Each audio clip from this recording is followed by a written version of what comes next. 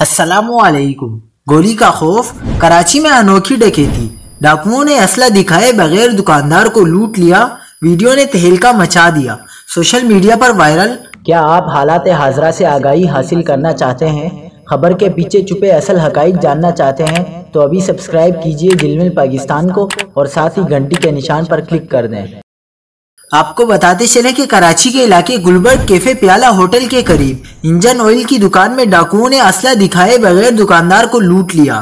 واردات کی footage social media پر viral ہو گئی، جس میں دیکھا جا سکتا ہے کہ موٹر سائیکل سوار دو ڈاکو جو کہ شلوار قمیض پر لیدر جیکٹ اور سر پر اونی ٹوپی پہنے ہوئے تھے، دکان کے سامنے آ کر رکتے ہیں، جبکہ فوٹیج میں ایک دکاندار کو دکان میں جھاڑو لگاتے ہوئے دکھائی دیا، جبکہ دوسرا دکان کے باہر کھڑا تھا جسے دونوں ڈکیت اپنے ساتھ ہی دکان میں لے آئے۔